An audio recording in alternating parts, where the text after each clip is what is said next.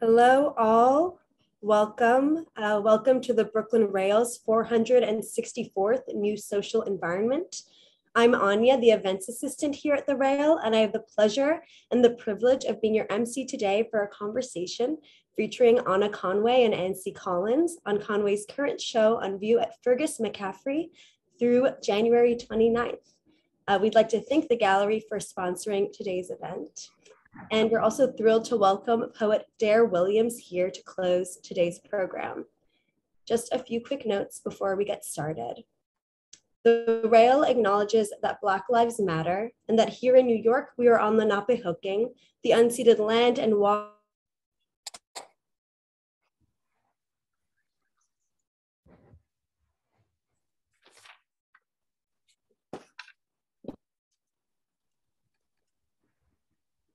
to introduce today's guest and host. Artist Anna Conway was born in 1973 in Durango, Colorado. She received her BFA from the Cooper Union and later received her MFA from Columbia University School of the Arts. Conway is the recipient of 2 awards from the Pollock-Krasner Foundation, the William Metcalf Award from the American Academy of Arts and Letters, and the John Simon Guggenheim Fellowship. She lives and works in New York. And regular contributor to the Brooklyn Rail's ArtSeen section, Nancy Collins holds a BFA in film and television from NYU and an MFA in art criticism and writing from the School of Visual Arts. Her work has also appeared in Degree Critical and Variables West. Her film editing projects include Joan Didion, The Center Will Not Hold, Can You Bring It, Bill T. Jones and D-Men in the Waters, and the Netflix series, The Pharmacist. Her film work has screened at Sundance, Berlin, and New York film festivals. She also lives in Brooklyn. So without further ado, Anna and Anne, please take it away. Thank you, Anya. Anna, it's such a pleasure to have you here today to chat with us. Anna has a show, as Anya just said, at Fergus McCaffrey that I had the pleasure of seeing last week that holds a collection of her paintings, some dating back to the early 2000s and some recent works done during COVID. And the show is up until January 29th, as Anya said. So Anna, I'm just gonna adjust my view here. Fergus McCaffrey told me that some of these works were things that you hadn't seen in a long time because they're privately owned and that you were sort of reacquainting with them as the show was going up. What was that like? Actually, I was extremely relieved that they hadn't morphed into something else. With oil paint, you sometimes get changes that happen over time, and they were taken really good care of. I've been very lucky. I mean, I don't make a lot of work, and they tend to be fragile, the details. I mean, fragile only in the sense that there's, a lot of details, so a scratch or mark on them could, that would be difficult to fix. But yeah, they were in good shape, and somehow they all worked okay together. This was a little bit of it was a bit of a surprise to decide I was going to do a show just upstairs or downstairs in the gallery. And we just decided kind of spontaneously to consider doing just a bigger show and borrowing back some of the work and having the work in there together. Yeah, I'm looking, those two are sort of interesting together, those 2 new ones, with the old one. Anyway, yeah, it was great to see them again, I think. like a homecoming, right? To have your paintings back. It's a beautiful show. And, I was taken in by every image. It's, there are these narrative elements. There is this feeling of mystery. There's sometimes a feeling of loneliness, sometimes a feeling of community. Should we start by looking at some of the earlier pieces in the show and just talking about it? Sure. The work is, it's just this impeccable kind of rendering of images. There's so much about light and environment in them, so much to talk about. Your work has sometimes been compared to a mystery novel, right? Where there are all these clues in the frame and the viewer is left to kind of decipher. Right. That's come up a few times from different writers. I had never thought of them that way. But I suppose even for me, when I like that new painting that's right there, the kitchen painting. I mean, I am very surprised by my work. I'm very close friends with a writer, curator, Bob Nickus, and he's, you know, I jokingly call him my muse. And we do. He actually started encouraging me. We email each other, and I was sending him pictures of paintings as they changed over the course of making them. And that is something that is always a surprise to me when something, I was thinking today, one of the new paintings had started with this idea that I actually said out loud in my studio. That's insane. I said it, I had the thought and I said it out loud. That's insane. And I envisioned myself painting a very small copy of David Altmaid's work. And he's someone I went to graduate school with, and anyone who knows him, he makes these wild sculptures. He's great. But I thought that's so, how weird to, you know, this idea of painting somebody else's work. It's something that actually I think about a lot. And I do paint, I've painted sculptures in my work that don't exist. I've painted sculptures that exist. In the new painting, I painted Stonehenge. I decided to stop listening to the other artists being interviewed. Strangely, during the show, I did an interview with Yale University Radio, and I did another interview with my friend Bob Nickus. And so if there was one theme to this last month, it's been, what do I say about my work, or how do I think about my work? And I was listening to other artists, and the most intimidating phrase to me is body of work, because I've never done that. And I remember in graduate school, I felt like such a disappointment to Ross Bleckner once came into my studio, and he was looking at this painting that is the first one up in the slides, this painting of the storm, these giant inflatables blown out to sea, this painting. And he had painfully come to do multiple studio visits during the duration of this painting. And I think it was, you know, it's going back, this was painting in 2001, before September 11th.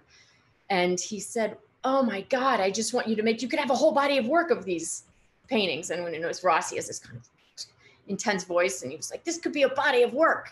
What, you know, instead it's just this one painting, and it's holding all of these versions of itself. The balloons kept moving around and multiplying, and I feel I have never said a body of work. I don't think about each painting.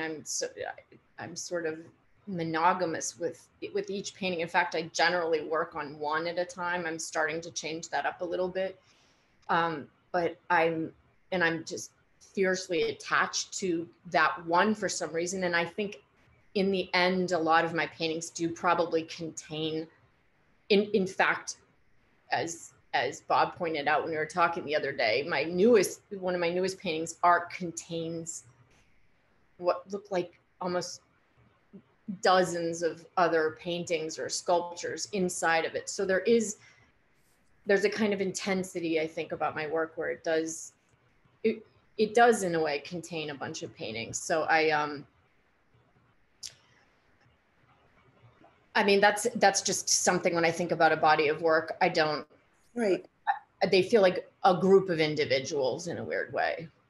Well, let's take a look at ARC. I think that's down in our PowerPoint. I think it's maybe around number 38. That is a really interesting image. It was an image that I stood in, well, all of these images required, happily invited me, I should say, to spend a lot of time in front of them. I loved ARC 34, just because there's so much going on in terms of that I saw in a lot of your other work, this question of, are we in an interior? Are we in an exterior? It seems to be some sort of museum of natural history kind of thing. There are these dioramas, these wonderful small details inside of this large vessel.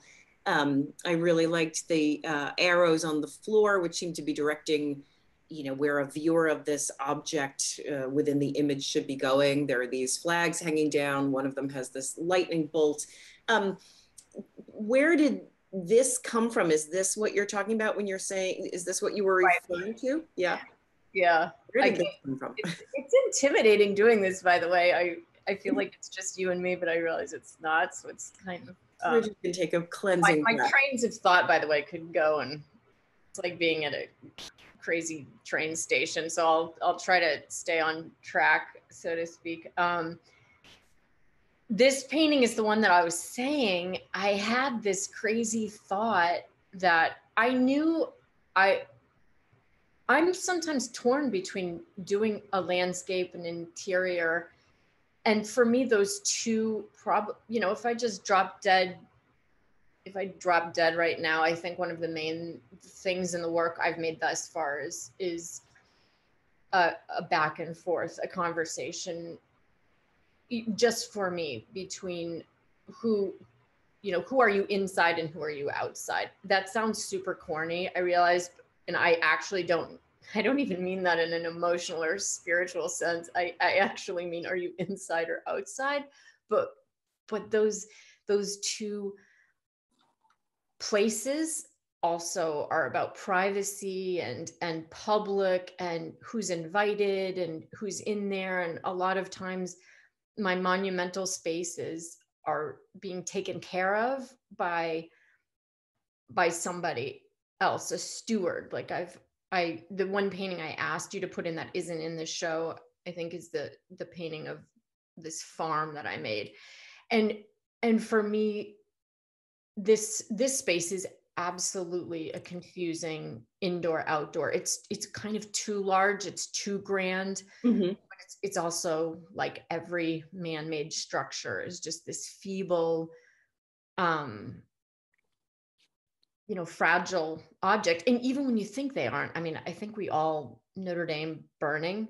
Do you know, the other day I woke up and I thought for a few minutes, those strange few minutes when you wake up when nothing makes any sense, I thought I made that up. And I was like, wait, no, Notre Dame did burn.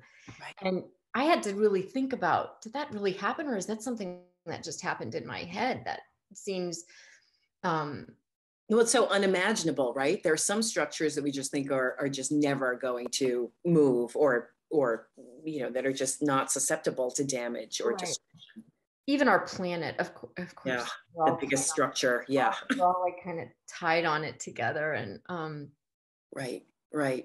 But so this is a detail of Arc that Anya's showing us, and this is sort of like a cave dwellings or a very ancient village. Yeah, this is Mesa Verde, which is in the Southwest. And when I was a little kid, so I was born in Durango. My dad was a professor at this Fort Lewis College, this little college, and we used to drive around the Southwest. And that, my first 8 years of life took place in kind of the desert. I mean, Durango's towards the desert, and we spent a lot of our time out in the desert. And this was probably the most shocking experience of my life, to see Mesa Verde. And I remember, I mean, I was tiny when I saw it, and it has always stuck with me because it's in a way, it's like Pompeii, just everybody's gone. There's just this remaining location. Of course, it's also spectacularly wild that it's inside of this cliff, the face of a cliff. And yeah, I wanted to, painting things inside of a vitrine, there were so many different impulses during this painting. Actually, it's almost indescribable. I mean, maybe in a funny way, Ross Bleckner's right that I could have made a body of work instead of this one behemoth of a painting with all of these moving parts. But isolating events for me felt a little bit like channel flipping, but also the way that a scroll is read, the way we read history. And I did, when I was at Cooper Union, I did printmaking, and I took Japanese art history, and that had a tremendous impact on me. the flatness and the thinness, I think it's still in my work. I think that, Indian miniature paintings too,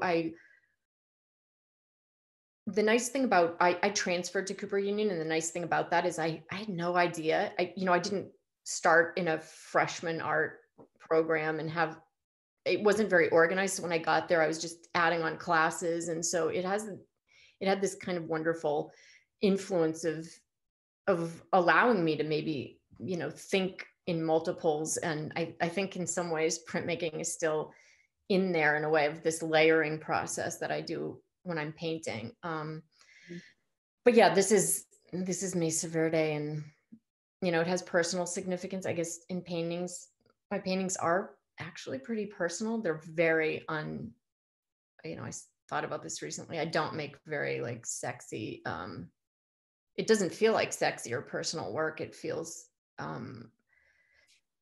strangely, maybe to some people, because of the surface, it feels impersonal, but no, this was a very kind of personal, sad, and kind of a bit of an homage to museums too. Particularly some of those, I grew up going to some pretty daggy little museums, the dusty ones where the lights, they turn the lights on for you because so few people come, they don't even waste electricity. And those spaces when there's a docent, I made a painting a few years ago of a docent, and those spaces when you're supposed to be so quiet, like library quiet in a museum. And I remember just physically holding my breath in some small museums and trying to be as small as I could so that I could look as long as I wanted, or maybe allow myself to have private thoughts when I'm in this public space. But so there's this quietness in this painting, and there's that confusion of is it inside or outside? I think that this layering, though, is what's so intriguing about your work, because in all of the images, there are these suggestions of other narratives going on. It's never just one, straightforward, image of one object or one figure or something like that. There are all these tiny little worlds and these little almost portals that you can step through just in standing in front of the painting. And this is just a perfect example. There's Mesa Verde, but here in this image that Anya has up, we're also seeing this lightning, cutting through the sky over the trees at the top. And we're also seeing a boat lost, in another area of the vitrine, a boat just totally lost in waves, and maybe a frozen landscape. There's a pyramid in the background, but always these spaces seem very lonely and very, as you're saying, they're intriguing, but there's a loneliness. There is always this sense of the abandoned city or the abandoned space or the late night space. Even paintings that have figures in them, the figure is often alone and often somehow disconnected from the environment in an interesting way. Can we look at Leonardo or Alejandro, which I think are both in the slideshow? I'm not sure what numbers they are, but it's funny. I just had this thought that I was thinking, yeah, the night shift. And I of course forgot that I used to work the night shift actually. And that is one strange shift to work, I have to say. To officially work an overnight shift is very weird. But I have done that. And I do love the perspective you have on the world when it's the wrong time, or you're in the wrong place, or you're the wrong person for that. Yeah. And yeah, you have this painting up, Leonardo, which is fabulous. Leonardo is in an office at night, and we see that on the desk or on the conference table he's placed his work materials. And is he doing push-ups, or is he? Yeah, he's doing a push-up. He's doing his push-ups at work. Yeah, he's taking a break and doing a bunch of push-ups. So I made a couple paintings about people trying to suddenly exercise, which I don't know. I've had that myself, where you just suddenly feel like, oh, I'm a mess. I'm not in shape. And you just dive down and start exercising suddenly. There's a funny part of that, but there's also something like about him being powerful. And my dad, I mean, my dad was a carpet cleaner, and one odd job he had. And I remember being very upset about that. He has a PhD that he got when we were kids, but he just he didn't have luck with jobs in that way, or didn't get to have a lifetime career or anything. And so I think that was certainly on my mind, that he was doing that, at this time when I made this painting. But still, I this painting, of course, is also about light. All of my paintings are about light. I mean, that's, if there's one, main protagonist, I think the lighting in the way paintings are lit. And I often change it entirely. It'll be morning in a painting and I'll turn it into the dead of night. This is the dead of night. And there's just this wonderful sort of reflection of lighting in the window. And then there's the light of the buildings outside. But the way the light is falling on the paper towel and the bucket and the gloves, and he's sort of in a shadow, he's tucked into a corner that's much quieter. And there are other paintings in the show. I think slide 22 has another one, maybe. That's someone else's space he's in, in whose space is it really? Like, there's something, I think about those spaces that we have to occupy, and we sort of come and go from them. Right. And he has keys to every place, right? We see that he does have keys. But there's also Alejandro, which I'm not sure what number that is. Yeah, Alejandro, which is from 2005, is another person in a lonely space. And it's, again, we're seeing this kind of light in this corner where this balloon is falling on him, but it's this interior / exterior, and he's there. I don't know if the sun is coming up or going down, but obviously the space is closed off, and Alejandro is working alone at night. But something catastrophic, or maybe kind of amazing and miraculous, is happening. Right. And I don't think which it is, and he's not prepared for it. Physically, of course, he's kind of meek and young. I made a few paintings about young, teenage, like, cleanup age, kind of their first job boys, ill-suited to this space. I mean, the grandeur of this space too. This comes up a lot for me mentally, where what if you're trapped somewhere? Not even what if you're trapped somewhere. I think on a very personal note, my mom was from the Midwest, and she grew up on a farm out in the Midwest, and she really impressed on me the stories of her mother, who grew up in Nebraska. So her mother kind of came from this Midwestern family, and she did not feel comfortable nor happy. She always wished she'd lived somewhere else. And I read Willa Cather when I was really young, who writes about the Midwest. And I think for me, there's so many different spaces we're stuck in that we don't, this is an outdoor food court.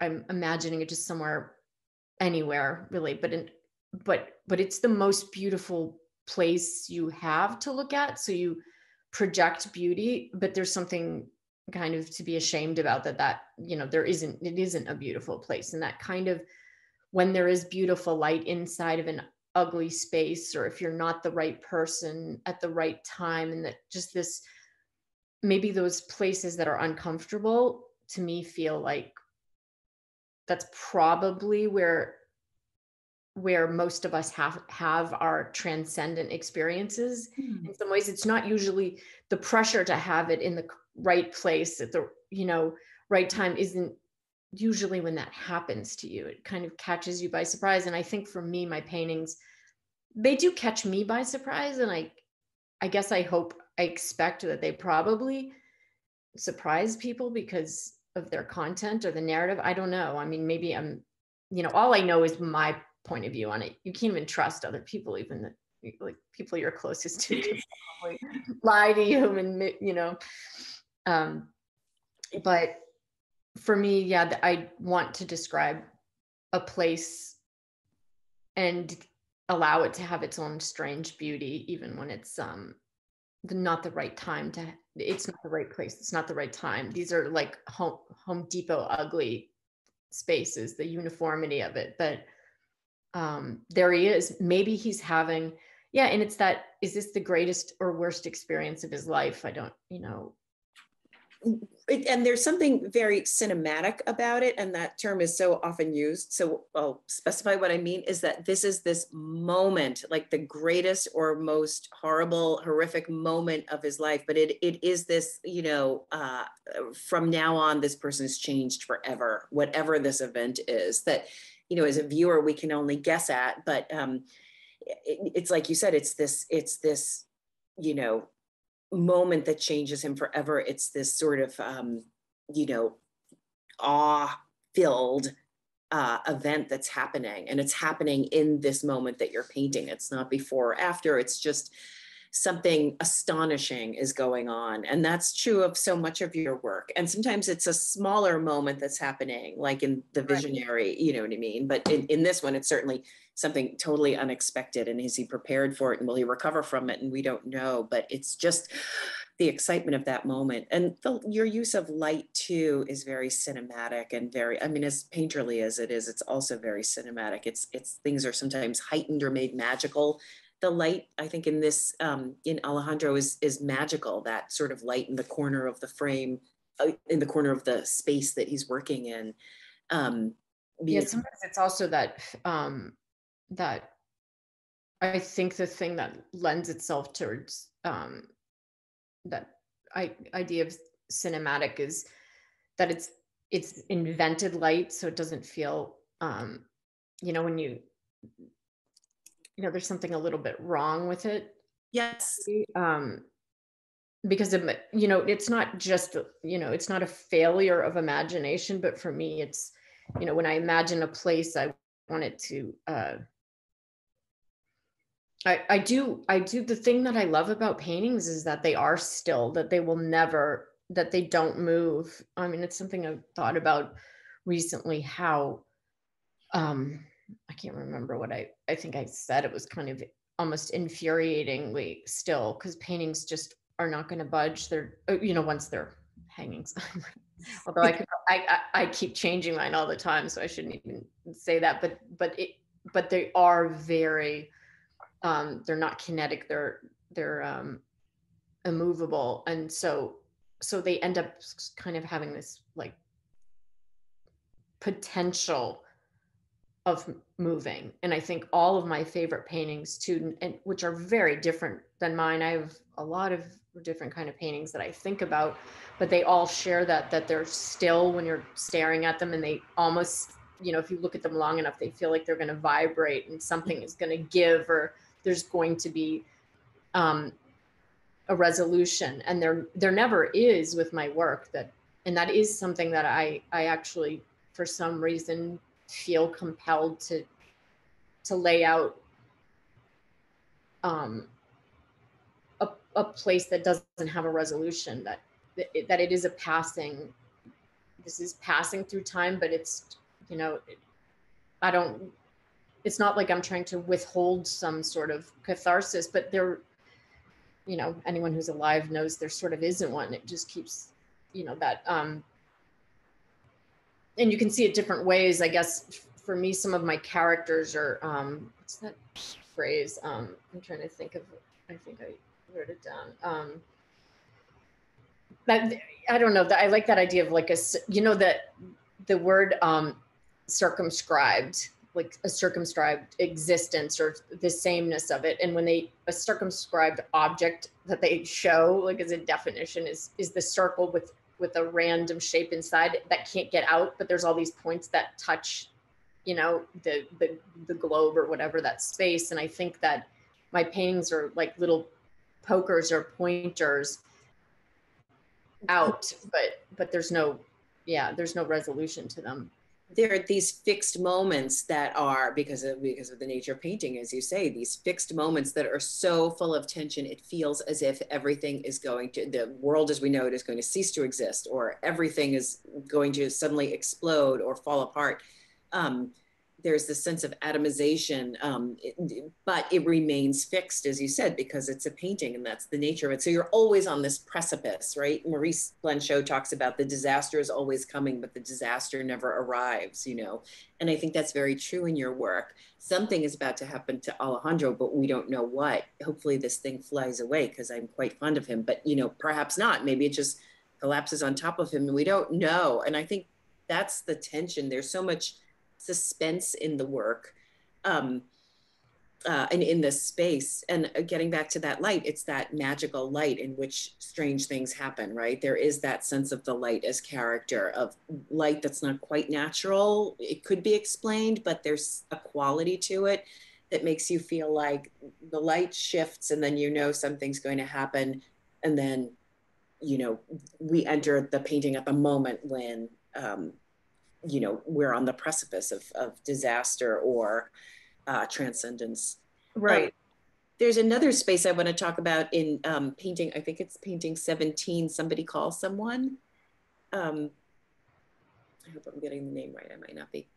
Somebody Call Someone. So this is a space that I'm really curious about, because this is a space that appears a lot in your work that I thought we could chat about.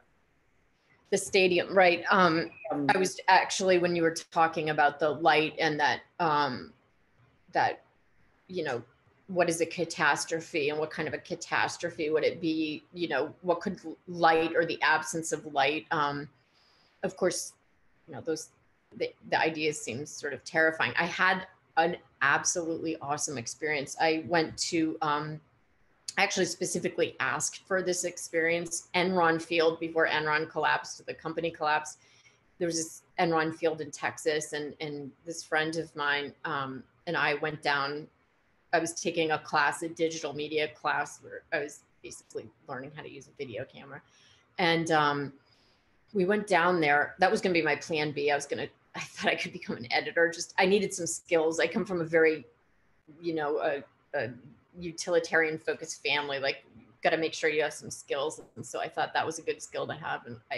But I also had some amazing moments. And one of them was Enron Field is a giant stadium that has a retractable roof. And so it opens and closes, you know, depending on the weather.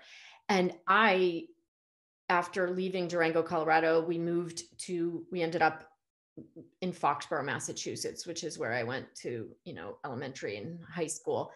And Foxborough is like the home of the New England Patriots. So there's a huge stadium, and that's all there is in this town. It's about 45 minutes out of Boston. It's sort of towards Rhode Island. It's really boring, landlocked.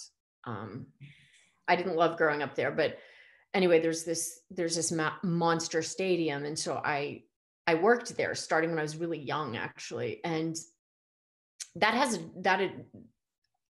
to work in a stadium is one of the strangest physical experiences, to watch it fill and empty like this massive bowl. And you can't help but think a little bit about the Roman Colosseum, and just seeing that many people together is insane, truly. And then seeing that many people screaming, that many adults, because I was really young. I was like, I worked there as a young teenager. And I remember I would stare at the audience most of the time because people were out of their minds and screaming, and these spaces, but we also took care of this space. It was in our town. So when it emptied out, I mean, I used to be in there, you know, when there wasn't a soul in there, you know, there were some napkins flying around, and it just was this empty abyss. And when I went down to Texas, I actually asked the guy who's the engineer for the roof.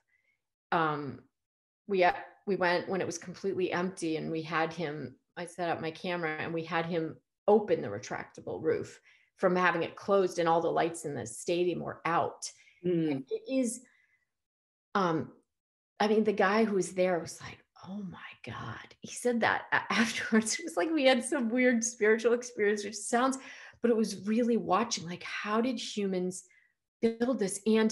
But you also felt depressed because it was so stupid, that this is like a massive, stupid roof, and what a waste, but what a thrill and a waste and a thrill and a waste and a thrill and a waste. It's like those peak experiences of your life. You realize they're ordinary too. Like, oh yeah, everybody's had a baby, like big deal, or yeah, my mother died too. You watch your mother, and so this opening of the roof, though, I do remember he said, I have goosebumps. And he had never experienced his roof right in that way. So I sort of prepared him that we were going to have some sort of, and I said, can we just be really quiet? And he was right next to me. And as it started opening, and this shaft of light like broke into this huge space. And even when you're inside of a stadium, you don't even know if it's huge or small. You feel like it keeps, so scale is something, I was thinking about the main elements in my work. I would say light and scale, and certainly a stadium. There's nothing like the scale of a stadium. I mean, there's a reason, we flock to the Colosseum too, and try to imagine the pyramids. Think about how, I mean, there's something about the scale of anything, how we're, where we are, how our bodies are. And I remember even hearing a really funny scientist say something about a baby can stand to see a 1-to-1 photograph of their parent. Mm-hmm. It was their mother. But if they blow it up like twice the size, the babies bawl and start crying because it looks like a monster, like their mother's heads are too big. And that's just a photograph, if you kind of show them a photograph. And so in a funny way, scale is like this primitive thing for me. And my paintings do go back and forth between a very close scale and intimate scale when you're inside of a room, and then when you're outside. And of course, because I worked in a stadium too, that I'm like stuck with that as something that, was one of the most, I guess, my first feeling of like poetry being in the wrong place, because I remember feeling just this unbelievable awe at my, one of the early shows I worked at, and I feel like, it was like David Bowie or something. I mean, all these amazing experiences were blown on me when I was like 13 years old. I mean, I as a little teenager, I remember being embarrassed that Mick Jagger kept performing the same thing every night. So it's not the way, I think I said to you, Anne, the other day, it's like watching Wizard of Oz backwards, where you already know that the wizard's just that little guy in the curtain. You can never thrill yourself. So right. In a funny way, I've lived the backwards thrill from behind the curtain. I came in the back door when I was like, 12 years old, and now it's just all those peak experiences were ruined or something. Right. Coming in, seeing Mick Jagger as the man behind the curtain too soon, right? Oh, truly. Yeah. Heartbreaking. This is Anya switched to the detail of somebody calls someone, and it's again like an image that doesn't make sense in a way, because there are these whitewater rapids running through this track in the middle of the stadium, and it's nighttime and the stadium's empty, and men are kind of standing around, I guess, repairing it. But the figure who's in the water kind of roped into these barrels or these columns or something, seems to be out at sea. I mean, and I find that happens a lot in your work, where I have a sense of the space I'm in, but then there's an element that my brain kind of has to, grapple with a little bit, because that's a seascape, and they're, guys standing around in a stadium. And again, it's that sense of marvelous kind of, oh my gosh, where am I? Or we're trying to thrill you. I mean, I because I worked at the stadium, I also saw the creation of a spectacle. And you think Yes. about water parks, it's always really upsetting when, like, you know, there's this kind of weird, the invisible, or the comedy of like the carny, or like the carnival people Mhm. travel with the carnival, and they used to actually come to town and set up around the stadium. And so the like workers creating spectacles for all of us to enjoy, and to kind of fuel this fantastical environment. I actually thought of the stupidest thing. I thought this was the stupidest thing that could ever exist, which would be a completely flat, you know, where we're not satisfied. Like when you want white water rapids, but we don't have them. So we'll just make them. We'll make them in the stadium, and we'll just use so much electricity that it'll feel like a, you know, and we'll have a contest. And I made this up. And then I found out these existed. Oh, And really? I was so depressed that it's like, we really did something that's stupid, like that, wasteful, that we needed to feel this thrill of just go to a white water rapids. I don't, it just seems so insane. It, you know, so yeah, they do these for the Olympics, I guess, when Oh, you're, really? yeah, they have Like a thing that they bring into a stadium that's a white water rapid that goes around and around in circles. yeah, that it's Wow. I think the first time they had it was in Australia. I'm gonna Right. I heard recently that people, not to read. I'll check it out at 3 a.m. I'll let Right. you know what I can't remember where Right. it first came, but I was hearing about surfing competitions in a wave pool, you know, and which I understand that if you don't live near the ocean for whatever reason and you want to surf, you can surf in a wave pool. But I just thought, you know, so much of the beauty of surfing from the surfers I know is about being out in the ocean and waiting for a moment that you can't anticipate, that can't be programmed, you know. So it is that funny kind of spectacle that loses sight of what initially, you know, appealed to someone, right? If you're but watching. it's that trying. It's so human though too, to try to have a better or a deeper experience, or like pushing yourself to have more of something, or and yet there, you know, there is something also, there's something wonderful about seeing adults sometimes feeling like little kids. Mhm. It's we're not supposed to see that. We're not supposed to see, like, you know, a grown man in the prime of his life frightened, or you know, there's certain, this is also coming from a place where I didn't totally feel comfortable growing up, where I wasn't sure where I belonged. You know, I didn't start out as an artist. And I sometimes still, I think everybody feels that way. I think writers have talked about that forever, that feeling that you don't, that sense of belonging, or where do you belong? And certainly just even humans don't, you know, we don't even know where we belong, like in a way. This Right. planet sort of doesn't always seem like it wants us, or we don't, you know, live very well together. But Or that sense of imposter syndrome, right? That it's difficult for artists and writers and other creative people when they're coming from, you know, you mentioned this town that is sort of centered around a stadium, right? And the stadium primarily is for a football team, although it's got these spectacles of rock stars coming through. And you're sort of saying, I really want to be a painter. You know, you were mentioning that trade was important. I didn't know, I definitely did not know I ever would be. I didn't even know, if you'd asked me to name a living artist, I wouldn't even have known. And you know, that, yeah, that town didn't have it was a, you know, pragmatic kind of, you know, my sister, when she graduated, she went to hairdressing school. It was kind of, I mean, I knew that I wanted to do something else, but I didn't know what.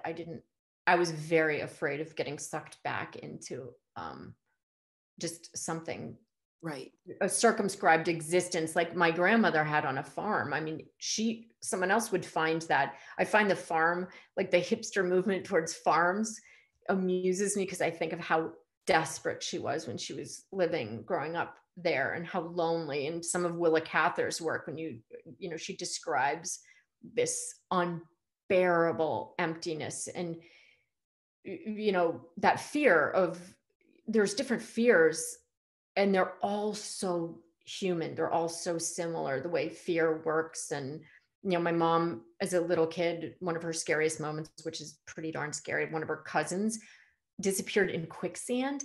And someone the other day wrote a funny meme about what happened to quicksand. Like, quicksand was really huge when I was growing up. Right. I was like, I'm going to get swallowed in I used to look out for it. Like, it was going to be the most unsuspecting location. I was terrified of quicksand, terrified. It was so much more in the zeitgeist. Why? I don't know.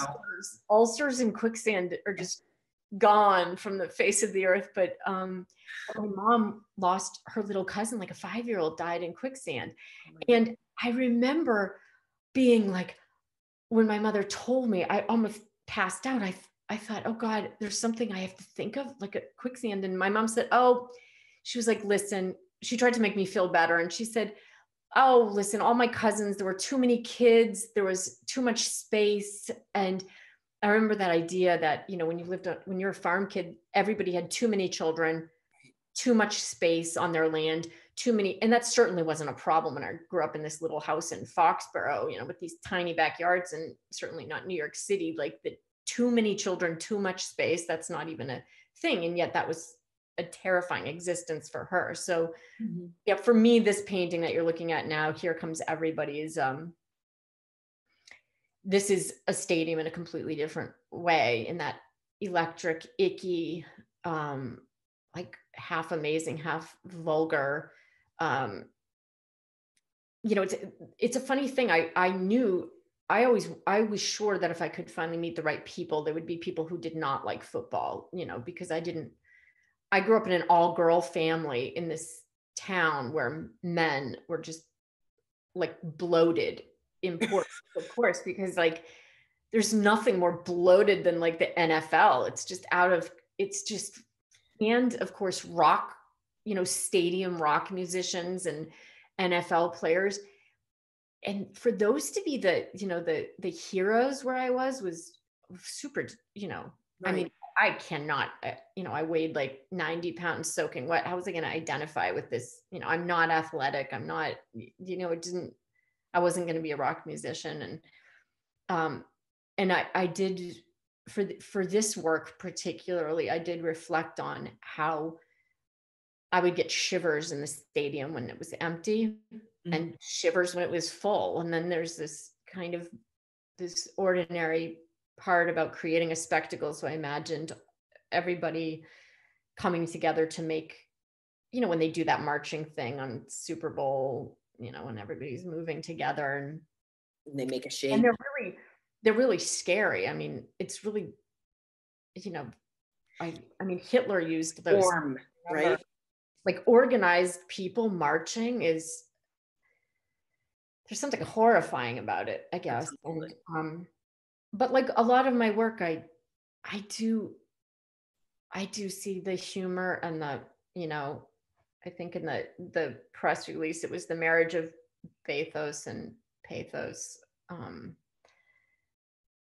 This painting was crazy. I remember thinking, as I was making it, speaking of light and shadow, I knew I'd done something wrong. I couldn't remember. I was trying to remember what it's like to be in the stadium.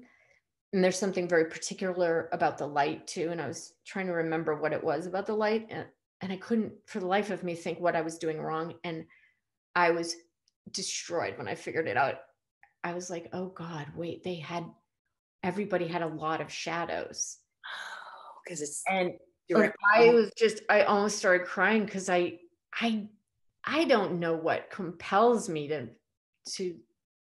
to want to lay that out, but there's something almost like I mimic the movements of the people in my work. I don't ever want, you know, someone, I mean, it almost makes me feel emotional because some of the people I love the most in the world, I can't connect with what they do, or I, you know, they feel very disappointed in their lives or their existence, or that circumscribed existence idea. And I would never want to, you know, be using irony against them or ridiculing. And so in some ways I almost in a way that mimics, I can't even think of it being an art thing for some reason. For me, it's a little bit outside of art. It almost feels like journalism where I need to describe it. I feel compelled to describe that light. And so I did, and I had to paint multiple shadows for each person that I'd painted, which was crazy. That was a lot of labor, but there was something about those gentle, like almost not there shadows and just working through it. And anyway. I want to click down to fishing for minnows on the back of a whale, which is the last image, not the last image in the show, but the last image on our. And it's kind of the last image. It's the last, I mean, it's your most recent. This was done during COVID, right? Yeah. This is such a different space compared to the stadiums or, Alejandro or the sort of, abandoned boardroom at night. This is such a tiny, intimate space. And yet you have packed so much. But I was going to say, it's so funny, the explosions. We talked about being a mom, but at the end of the night, when you stack the last dish within. Oh my God, yes. I mean, that feeling like you're so close to just falling to pieces. I mean, I was a single mom of a little kid. And I remember just feeling like I was hanging on by like the silken thread and just the amount of dishes and that monotony. And so in a weird, this painting was feels a little bit like maybe, if it's cinematic, I guess, those wonderful, I'm not good at, anybody who knows me well knows I don't really watch movies actually. So it's funny, my work would never look cinematic.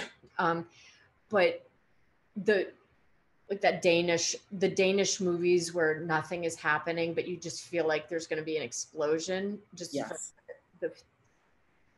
the tension between people. Or for me, actually, I thought about this the other day. A lot of my friends' dads fought in Vietnam, and I remember we were not allowed to do certain things. They were always like smoking cigarettes, sitting with their backs. So there was a lot of fear of my friends' fathers. I was terrified of them. They had no idea what my name was. I mean, you didn't talk to you kind of ran away and ran into their basement and then ran out into the backyard, and you avoided them like they were like bombs going to go off, but they looked like sad bombs. It wasn't like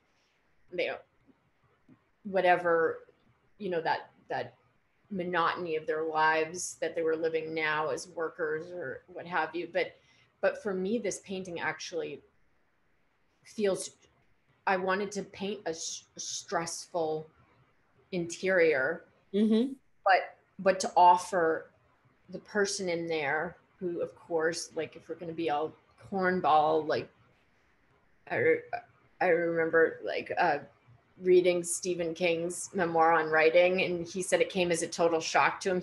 His family and friends staged an intervention about his drinking and drugging, and his friend pointed out, he was like, who do you think the character in The Shining is? It's you. Oh, and he was like, oh my God, it is me. Like I am that guy. Oh my gosh. So this, of course, is me. Like in a way, I said in that this recent interview I just did that I'm not a mother of a son, but for me, this painting was about being a mother and being in this closed space that I'm the captain of this tiny, tight ship that's just. And I started this painting actually before COVID. So it's funny that of course, my life became this tight, tiny ship in a way where where I was like juggling dishes and tiny toys and, you know, that, there's so much in it. It's the rare moment, maybe the sun is coming up and the work is finally done, you know, or, you know, in that window, that blueness in the window, it could be just that it's that wonderful moment when the child finally falls asleep and you get the kitchen clean. It's just such a moment of grace, but you know that at any moment, all those dishes that are piled up could collapse. Right. And what's beautiful is like, again, the light thing that you're pointing at, you know, sometimes TV light looks beautiful and then you're kind of sad because you're like, that is really wrong. Like TV light, that blue cast we all get, that shouldn't be beautiful. And it's now, you know, it's not such a part of like our culture, that seeing each other even in that light blue light. But yeah, that between the artificial and the man-made light, and you're right, I have no idea. I don't know what time it is in that painting either. Like, am I just getting up and I don't want to be up? Do I have insomnia? Is it over? Where am I in this, you know, in this calendar that won't end? And there's something comforting. Of course, Stonehenge is in the kitchen with her. Love it. Kind of a metronome in a weird way, that it's like, it's okay. It's always been like this. It's not just you. It's not you, like, you know, there's just something circular about it. And for me, there's something so comforting and so, I desperately did not want to believe that Stonehenge was just a calendar. Mm-hmm. I had to believe. It's so funny that all of those shows are at like 4 a.m. anyway on the Natural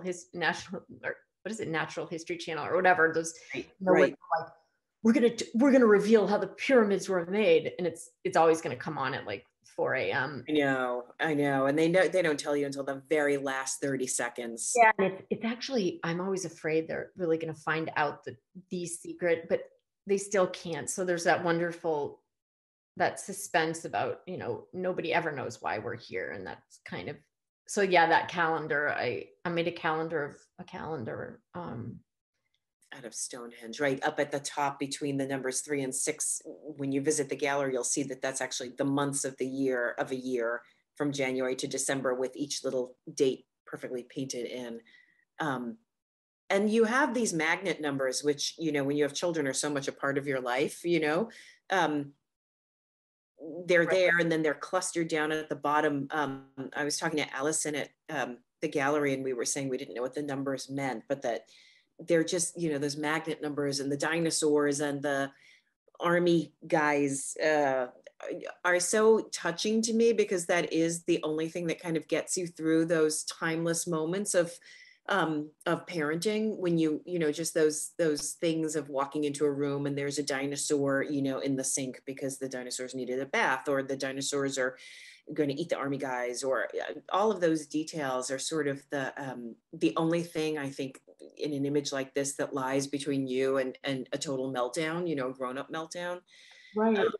Or a child's, or you're in it together, kind of. Yeah. I did notice there's, in the windowsill of that painting, here I am pointing as if anyone knows. I know, I'm doing that too. In the window, and I don't know time-wise, I'm in some sort of black hole of time here. Okay, it's 2. I'm sure this is getting boring. But well, this is not very spicy for, this is not very R-rated for the art world, but there's a nude glass sculpture in the windowsill. Yeah. That's like the only, besides actually painting nudes at Cooper Union, I've never been able to paint like sexual paintings or something. And I putting that sculpture, this nude, see-through, tiny, ugly kind of tchotchke in the windowsill by the dinosaurs was this, I just remember it felt like outrageous and gross to do that, but I have not had a single person, and I've had people stand there staring at the painting, and I don't think anyone's ever even noticed that she's there, but there's a nude in that painting.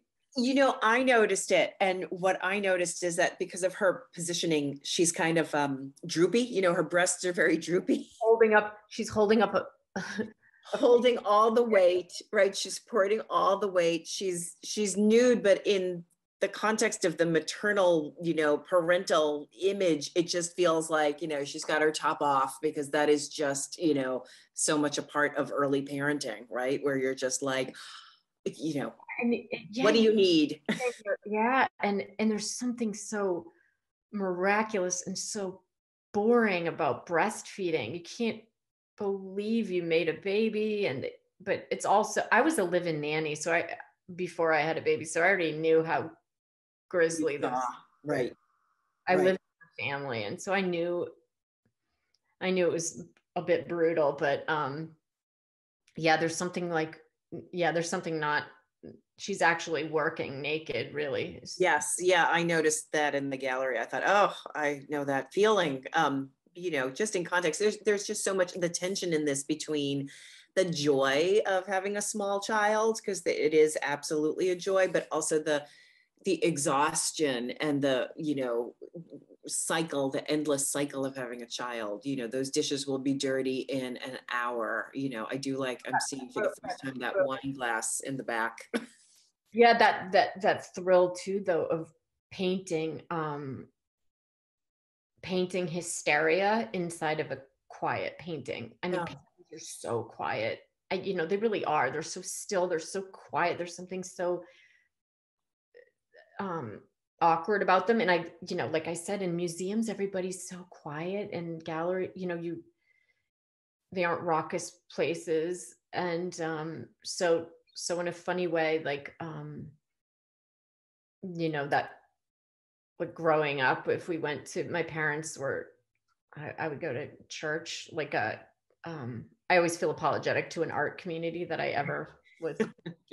We went to Gregorian, we went to monasteries and stuff, which were really wonderful and weird when I was a kid. But I would always think, what if I screamed right now? Ooh. And my sister and I used to sometimes accidentally get the giggles while we were, when you weren't supposed to. That kind of, that quiet hysteria that is in this painting, that even the light is, you don't even know what time it is, and that static, and that hectic, there's something hectic about it, and completely, there's nothing to do there either. So I don't know. Right. Yeah. Everything's been done, but it's not enough. And there's going to be more momentarily. Right. I wanted to take a look at image 14. I know that is a favorite of Fergus McCaffrey's in particular. This is just stunning, a very different space than the stadium or the interiors that we've been looking at. Pound of Cure. The depth of water you get from the tops of the trees and the reflection. Yeah, for me, that painting is like, the painting is finishing in the ground. I wanted to make a painting that was cut off, and it completes itself in the ground. I almost wanted the painting to feel like it was like a cylinder or something, resolving itself. Like I thought that I'd want to just flip it over all the time. And of course you don't, because it does have this like sinking feeling.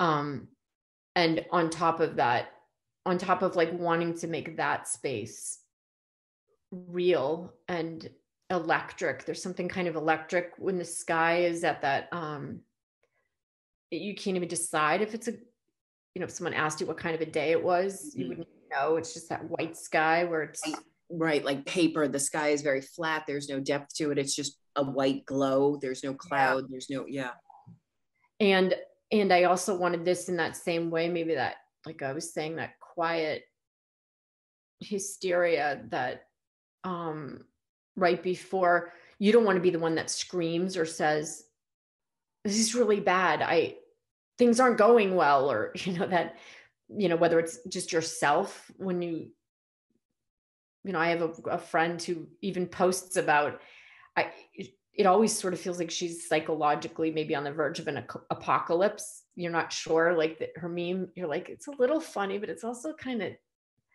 uh-oh, like, are you okay kind of thing. And these guys for me are there and maybe they're going to drown. Mm-hmm. And if, this pool or this space is filling and it's right, kind of at that level, that unbelievably uncomfortable level where, the surface tension is there. And the other thing about that painting is it's also, what is that parallel perspective. I wrote it down because I can't, I feel like I always, it's like Omicron or whatever this virus is. I always want to say. Oh, somebody said to me today, it's oh my god, Omicron or Omicron. That's better, but I'm gonna make a mistake about the kind of perspective. I feel like it's isometric or isonometric. I don't know why it would be isometric. Anyway, it's that wonderful like Japanese perspective, or in a lot of scrolls, everything's just parallel perspective, and this painting it's just a series of parallel perspectives. And I remember someone said, where is that? And I was like, it's not a place. Where would that be? It can't even exist. It's like it's in the wrong perspective. But when you look back at how perspective, they always say perspective was invented, which of course sounds crazy because you look at the world and you're like, well, I see it in this way. But that painting to me is yeah, it has a really strange, it also looks like some sort of score, like a musical score or pattern. And those are just the most depressing kind of trees. They're everywhere in Massachusetts, and not in the nice, just like in like Route 1 or Route 95 by my house growing up. We actually lived right behind the Route 95, and you could hear the highway humming, and it was like this kind of incredible woo, woo, woo, woo sound all the time. And those trees were all, I guess they're supposed to be sound barriers. Maybe they left them standing there, but they had no branches, so they didn't do anything. But they all look like, you could run your hand across them or something and they would make like a wonderful sound. And just scale wise, I always wanted to paint pine. I've done it a few times, painted those stands of pine trees that just nobody cares about. Like they're not right. Well, the trees have grown above the situation, right? The branches are so high above that you don't really experience them as trees anymore. They're just sort of bars, they're cage-like, but I always feel like the tree has left the space because it's no longer engaged in it. I also noticed that the water, is almost like this cruciform kind of cross shape, but not quite. It keeps changing, it's not what you're expecting, but the title was so intriguing to me, Pound of Cure, the idea of a cure in the water. There are certain days in the church calendar where there's supposed to be a cure in the water. But this, blight that they're right for a cure for is so intriguing. And yeah, just trying to prevent something. Yeah, this emptiness, and again, as you said, the light, that kind of strange glow of light. There's one other painting that I would love to take a peek at. Let me see what number it is for Anya, but there was a painting I love, and I could not wrap my head around it, which is Steady as She Goes, which is slide number 30. And we have some details of it. And this just, after I think we're close to 2 years of COVID, of working from home, at my desk, it just was so shocking to me in slide 30. Just this idea of there's a desk and maybe there are some speakers on it, and there's certainly a tangle of wires and an extension cord underneath. And I would be looking at that standing in the gallery, and then my eyes would kind of, work their way up, and suddenly you're in the prow of a ship in this open water that was just terrifying and thrilling. And then I would sort of acclimate to this seascape, and then I'd look down and I'd be back at a desk, and it just made me think so much of that sense of isolation. Well, like that, it's funny, this painting, I felt brave enough to make it. That sounds so stupid because it's not like, it's going to be revealed like behind a curtain in front of a million people or anything. But I thought, sometimes it's hard to be brave, even like when you're a painter. Yeah. pathetic as that sounds, but I was to paint a fully nautical painting, I want the person that was sitting there wanted so badly to be there in an ocean that they just allowed themselves to get this a giant, I put a frame around it to kind of indicate, to bring it back down to, it's not surrealism. I don't want it to, I want that to be an absolutely exquisite poster print in a nice Michaels, the highest end Michaels frame, because that is what it would be. It wouldn't be like the wall wouldn't break open. I love those Fellini. I don't know if in Fellini movies, the thing about the Fellini movies that I always loved is the wind suddenly picks up and like strange things start happening, suddenly he's a kite. I do love that it's surrealism, this surreal thing happens, but at the same time, I remember watching his last film, I think it was called Intervista, and it just shows that there's a big fan blowing that air. Yes. And you're like, no, I don't know, Marcello Mastroianni, no, that wasn't a fan. That was a wind from Rome. It was the Roman wind blow. And you're like, oh God, it was a fan. And there's that crushing and wonderful, like that it was choreographed, it is theater. And so that does come into my paintings, but I happen to be listening to Karl Ove Knausgaard. He wrote this monster book, and My Struggle, yes. Got it the other interviews, so I'm trying not to, but that was just like a week or so ago, so I'm still thinking about it. But I happened to be listening to that while I was making this painting, and there's this moment when his baby falls asleep in the back of his car, and he feels like he like turns the, or he drops the baby off, and then he feels alone finally in the car, and he listens to like some really heavy music, and he says, I pounded my fist in the air, like, and it's so embarrassing. You're like, oh God. Echo and the Bunnymen, right? I know he writes a lot about Echo and the Bunnymen. It felt like, and I guess for me, this person sitting at this desk, like, wants to be Captain Ahab. Like, they're losing their shit as much as ever. Like, Moby Dick, I finally read Moby Dick and was absolutely smitten with it. I didn't know it was going to be that good. Of course it's famous, and like I just had ignored it, and I grew up around New England, and right.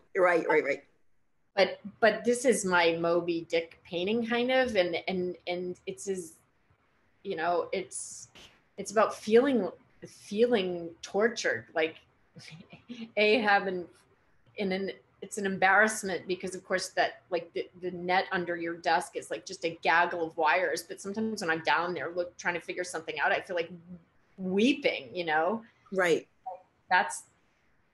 It's enough to just news and wires and being connected is enough to just destroy you or something, in the same way like the white whale did, or Right. Well, it's really tragic, this idea, this longing for this wild adventure, that's so much a part of, Moby Dick is so important in the American canon, but it's also just the idea of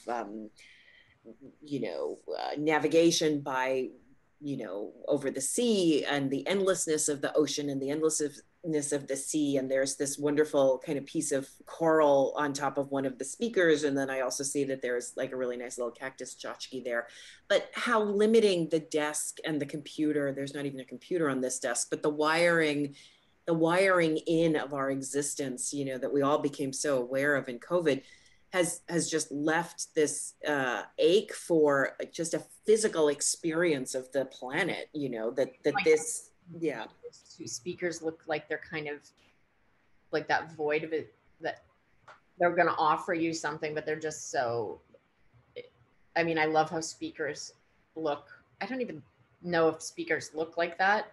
I love making up stuff, and then I'm like, I don't know if that even.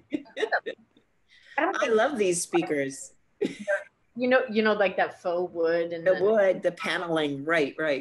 Yeah. but figures look very anthropomorphic to me. I think too, like someone said, oh, there aren't really figures in your work anymore. And I was like, there are. And I almost didn't believe them, because for me, when I paint like a speaker, I mean, that's a person right there, that speaker with that huge, you know, thing on the top of their head, you know, right. Even as an adult, I love that I'm still scared of like a bathrobe. I left something hanging off the door the other night and I woke up and I was I thought, what is it? Like in my 40s, and I can still get scared of something in my room. Well, that's why you have that little squat cactus there as a guard to kind of temper, you know, sort of stand between us and this very scary speaker. Yeah, right. You know, there are figures in all of your paintings. Sometimes, obviously, we're seeing the figure, but we're so aware of the presence of someone, of a lone, you know, a lone person. Here, it's just this person whose desk, you know, has been decorated with this great picture, you know, as you say, in the Michael's frame, or in Fishing for Minnows on the back of a whale. We're so aware. Immediately, there's this narrative that you can't help. I couldn't help, you know, needing to connect the clues to kind of come up with this narrative of whose kitchen this was. It's so particular and personal. And yet, of course, it's something that everyone immediately, you know, starts reading into and finding the universal. Yeah, this I love. Yeah, just quickly, I know, I'm sure we have to, I don't know if we're supposed to break soon or anything, but I just think that farm painting that I was talking about too, that's just been on my mind, that I don't know which, I can't, is it Devotion? Devotion, yeah. Devotion, which is slide 27, yeah. Okay, yeah, so that painting, too, that the person is there, but they're asleep, you know, it's a tiny man laying on a cot, and this is an enormous farm, and there's just this line of like thousands of cattle down at the bottom. If you look, I think there's a detail on slide 29. We can see the right. So these are all cattle, and he's asleep. And I think so the cattle, when, you know, sometimes like the figure in my work, I do paint a very small figure, and for me, this figure of all the cattle together is just this like lead bar kind of you know, in front, where this wall, it's not even that high, but it's keeping them all back. And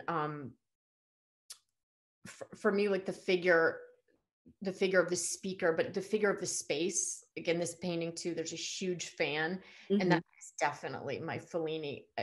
I never even occurred to me, actually, that, you know, I was talking about a fan, but the way things work. A friend of mine is a builder, and he has a fan for his shop and it's by the Big Ass Fan Company, and that's actually like a big ass fan company, but straightforward naming of a company. Yeah, very straightforward. But the industrial equipment, when things are that scale, yes, but at the same time, he has his little kitchenette there, and I realized it never occurred to me that I'd made another kitchen painting, and this is a man's kitchen, like this, and this is a shepherd. And so my feeling about him is he's a shepherd asleep with his flock of cows. I guess cow herd. His herd, yeah. I always thought of him as a shepherd, but that doesn't, you know, I guess you could shepherd cows. I don't know. My mother would shepherd sheep, but I think herd. Oh no, you would be called. I have heard the person who takes care of cows is called a herd, H-E-R-D. You're a herd. Yeah, cattle hand or something. But he's there with, and I think of him as like that, you know, like the old biblical shepherd, with his flock of cattle, who are meat cattle or whatever, which is depressing. But he's got a poster on the wall that says Devotion, and there's the trees that he doesn't live with. He lives in the middle of nowhere, and there are no trees, so he has his forest there. And so, you know, I do realize that while I mean, and maybe in a way, all my paintings, the way they do work together is that they end up kind of coming back into, so this kitchen really does make me think about that giant kitchen. So sometimes my my work feels miniature. And I know I hate that thinking of, I don't like, I mean, I do love that there's I love to go see the Indian miniature paintings in the Met, because it makes me feel less alone when I'm making, sometimes my paintings feel strange or uncool, that they're tight, or that, Oh, they're very cool. Where I wish they were like little, I fantasized about being someone. I love paintings. Like, I mean, Dana Schutz is one of my favorite painters on earth. And there's a looseness and a bravery about cartooning and changing the way a body even works. And I don't do that. They don't come out of me. And so sometimes, when I think about, sometimes, I'll go back to the Indian miniature room and just, it's okay. Like, or go back to the Japanese scroll room and think, it's okay that you paint flat. There's something, I wish I sometimes, I love Goya too, and Rembrandt, and I love Marsden Hartley and juicier painters. But this painting, I think, is why I need to paint flat paintings, because the cattle, to me, the threat and the beauty of them was their mass amount. Like, there's something absolutely scary about industrial farming. Oh yeah. Yeah. But maybe like Kazuo Ishiguro, who paints he paints for me. He wrote recently this book, Clara and the Sun. Yes. That is so touching, because he is as scared of artificial intelligence as anybody, I'm sure, but he makes friends with, like, the character, the voice in the book is Clara, who's an AF, artificial friend. And I won't spoil it, but it's one of the most touching books, because you feel very connected to Clara and her perspective on things. And she's a solar intelligence, so it's her following the sun all the time and trying to get as much light as she can to stay charged. Right. And it's I thought, his books confront fears and then offer you kind of like, they transform the fear a little bit, so it's softened, but it's still there. And it, even Never Let Me Go is very similar content wise, and being a modern person in talking about adult fear. And we all have it, of course, like constant, like this, like red alert since 2001, September 11th, like the whole state of the world. But that's nothing new. I remember, people were afraid of the Cold War. There's, it's just going to change. The monster is just going to look different. But it's also up to us to carry on in spite of that, or whatever. Right. COVID is like a Cold War kind of horror movie, right? This virus that infects everybody, that's global, and it's sort of like Body Snatchers or something like that. The narrative, and it has that feeling that it could go everywhere. Like it's a Stephen King. Like, I loved The Stand. I loved Stephen King when I was in high school. Oh my God, I loved he meant so much to me. He helped me cope in Foxborough for some reason.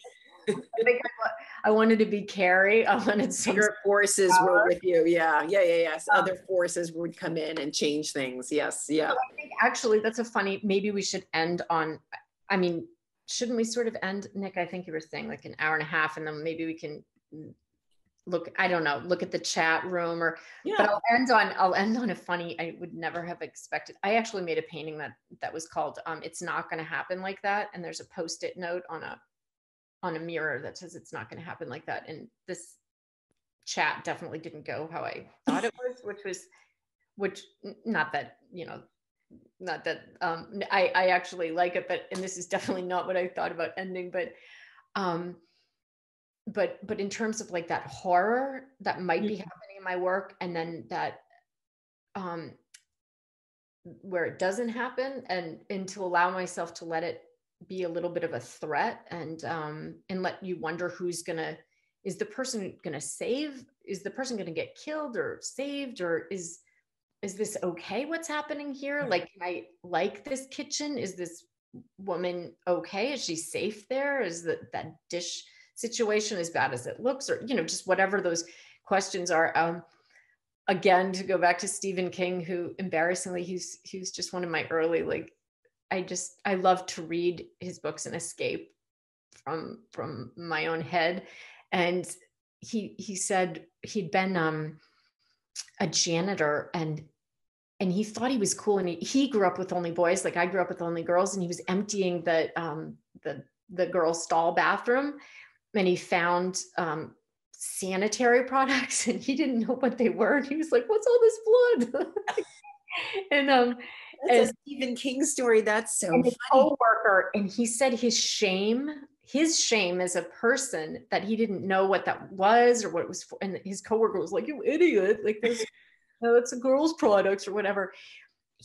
That Carrie came from, he was sitting in a doctor's waiting room, and he was a grown man writing Carrie, and it's his first book. And he was very poor. He was already a father at this point, but he had a memory of reading about teenage girls are supposedly the most telepathic. There's something, they're really dark and moody, but that they can actually connect with each other and have, like, get on the same menstrual cycles. And there was this all weird thing, and Carrie just kind of snowballed out of that feeling of shame, and he was ashamed that he didn't know, and suddenly, like, that blood and Carrie and all of those things kind of came together. So in a funny way, like, at the end of all of this, like, when you deconstruct maybe, what's happening in my paintings too, it might be as insane as like a storm of this thing and that thing, and but ultimately really it is fun to just allow those things in, to not, for me, not to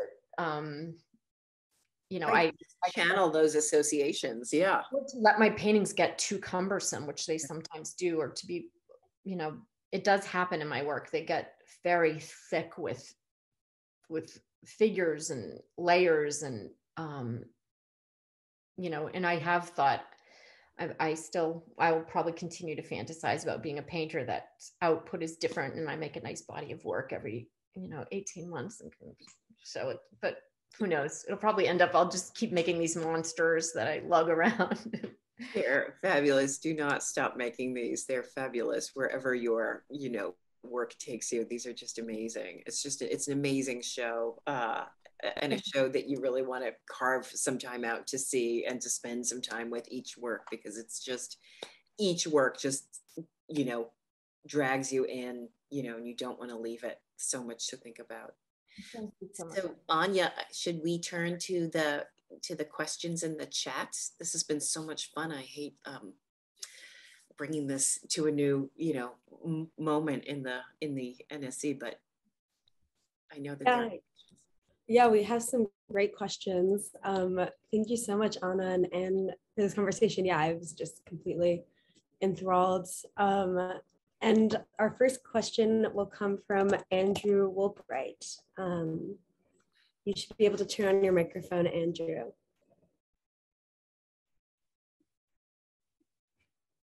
Hi, Anna. Can you all hear me?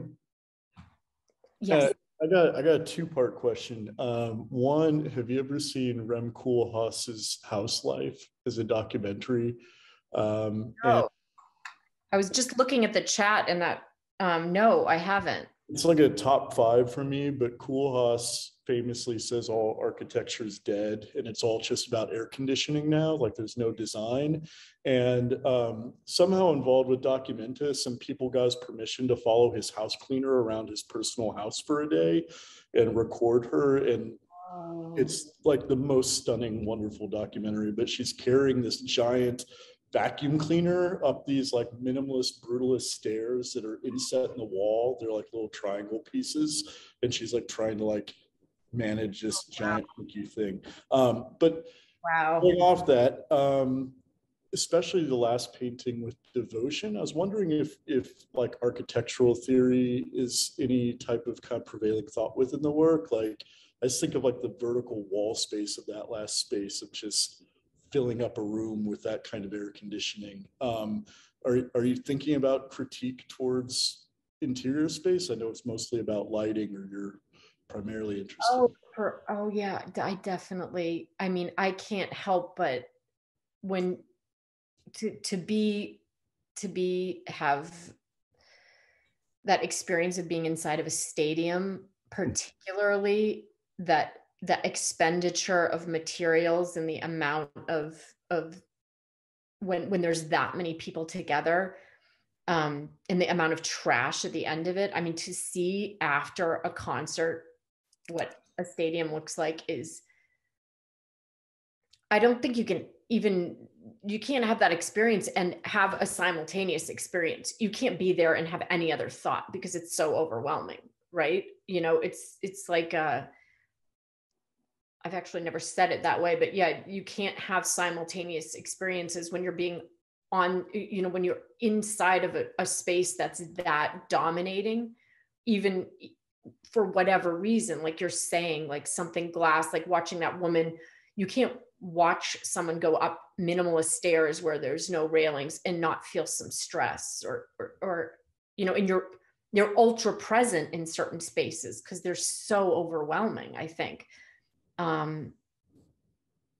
Yeah, I actually, I think about architecture a lot, and I know absolutely nothing in any educated way about architecture except how architecture makes me feel, which, you know, I feel similarly about physics. Like I'm just completely floored by physics, but I know just this much, but it's enough that I can just imagine the monster that it is behind that, if that makes any sense. But thank you so much for your work. I really love. oh, thank you very much. Thank you, Andrew. Our next question will come from David Brooks, and you can turn on your microphone now. Hi, Anna. Oh, it's not David Brooks from the New York Times. the worst Google, the worst name to have after Google existed. Hi, Yeah. David. Really got to be David Brooks, artist. Yeah. Post about it. I thought you wouldn't know, and none of my friends would be here. But you know, as I told you, we saw the same therapist for years. But Anna, I wanted to ask, because I was something I was just thinking about. Though of course, Anna and I have known each other for. Oh wait, you and David Brooks went to the same therapist. Yeah. Oh, I thought you meant me for a second. I was like, I haven't been to, going to a therapist sounds great, but okay, yeah, I tore it. Which was confusing for the therapist, two David Brookses. Anyhow, but one thing because I've known you, Anna, for what, I don't know, 20, maybe 58 years now. But and I've watched your work evolve in different ways. But then all of this work, really, that I think of as like, you know, the Anna Conway work, not going back to Cooper days and so forth, but there's such a consistency between these kind of this dialectic setup in the work where it's like this annealed kind of painting of the detail and the minuscule, but also the epic and the wondrous, but also the sad, the kind of the domestic, I was thinking, but then also this industrial or the corporate. There's such this ongoing balance that it's so consistent in that. And like, whereas I look at certain artists' work and it's like maybe like a really clear linearity of an evolution of something, and it just dawning on me that after all these years of work that I've seen you do, I can't really flesh out like what an evolution is in the work. Do you see something that is important to you or poignant that could be called like an evolution in the work? But then I was thinking, I don't know, maybe they exist kind of like they're their own worlds, or their own people, they're their own individuals, their own person. That it makes me very anxious, that question, because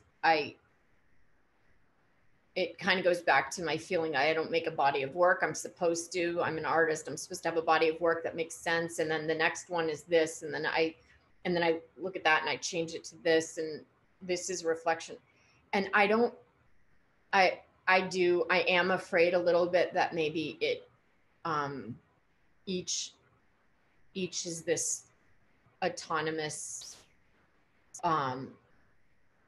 individual. Like I get excited if I see a connection. Like just then, I think you guys saw me live, realizing that I'd painted a kitchen in the devotion, and that those kitchens,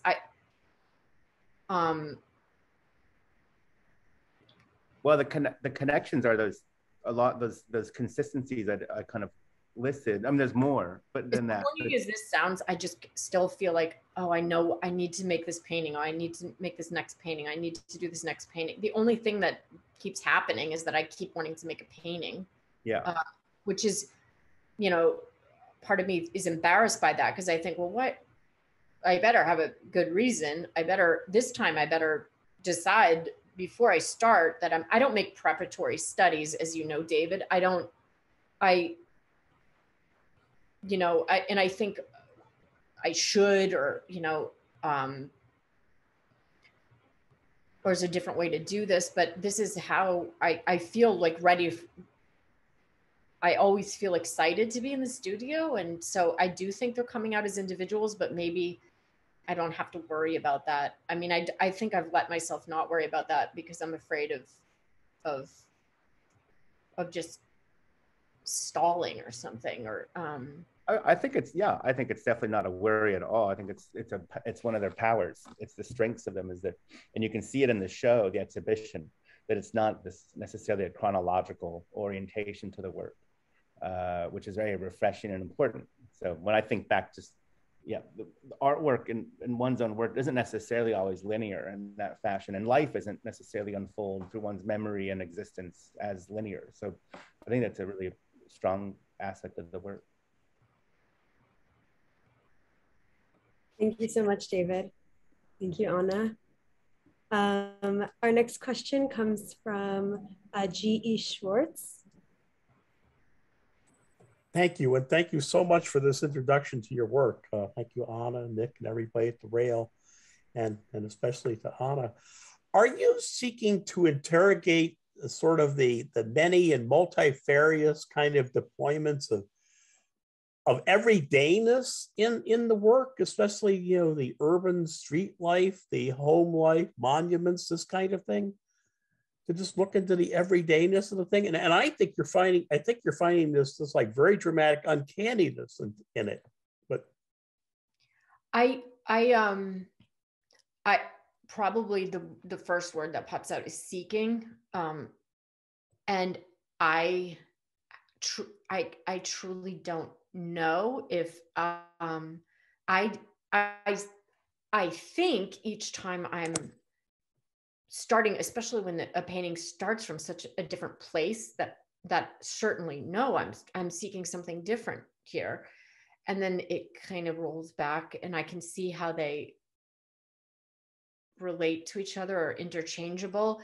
Whether it's, I remember feeling very excited when the engineer at that stadium told me he got goosebumps from his own roof that hadn't given him goosebumps yet, and I thought, I guess you just hadn't looked at it like from right here. You know, you didn't see that there was something remarkable right in front of you. And,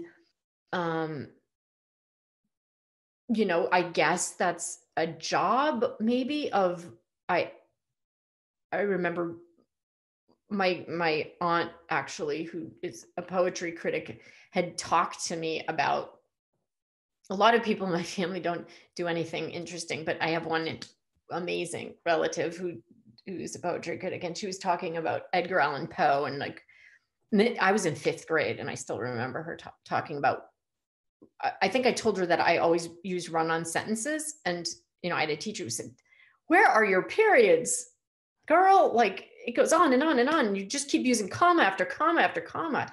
And I almost cried when she told me that. And I remember seeing another run-on sentence, like the word run-on sentence was like super shameful. And then I would butcher it, but the Edgar Allan Poe sentence is like, during the whole of a dull, dark, and soundless day in the autumn of the year, as I rode along horseback through a singularly dreary tract of land at length, as the shades of evening drew down upon it, it just goes on and on and on. And so, you know, whether I'm like, I don't think I have a seek in me. Like the painting just starts revealing itself as I'm going too. And I can't, and sometimes I'm shocked. I'm like, oh my gosh, this is going to be a huge space with a small thing. And this one's going to be a huge space in this giant, or a small space in this huge painting. So I don't think I seek to interrogate. Plus, I'm not a good interrogator. I'm like a middle child. Like, if you wouldn't want me to interrogate anybody, I don't think I'd do a good job. I'd get intimidated. So I probably don't interrogate anything, but I don't know. Thank you so much. I love the way your work interrogates us and our existence. So that's great. Thank you. Thank you. Oh, that's a nice way of putting it. Thank you so much for that. Thank you. Thank you, G. Thank you, Anna. Our final question will come from Fong Bui over at the Rail. All you, Fong. Thank you, Anya. Thank you, Anna. Thank you, Anne. Thank you so much. Thank you for this experience. What an amazing conversation. I was caught up with a few phone conversations. I was interrupted, but wow, it's you kind of remind me of that great novel, The Song of the Lark. You remind me of Theo Kronberg, you know, who tried to move from a small town in, where are you born, Anna? Colorado? I was born in Durango, Colorado. Yeah. I think that novel took place somewhere in Colorado too. And then she moved to Chicago. I'll write that down. Yeah. I've heard of it, but haven't read it. Great book. Yeah. I mean, she was meant to be a pianist, but then ended up being a singer. To make the whole idea of the Midwest is so intense. You mentioned, of course, Willa Cather, but I also am thinking of Cynthia Lewis also in his novel Main Street.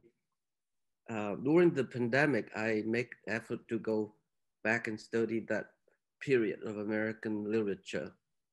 You know, somewhere between Protestantism, that whole tradition in 19th century, economic individualism, you know.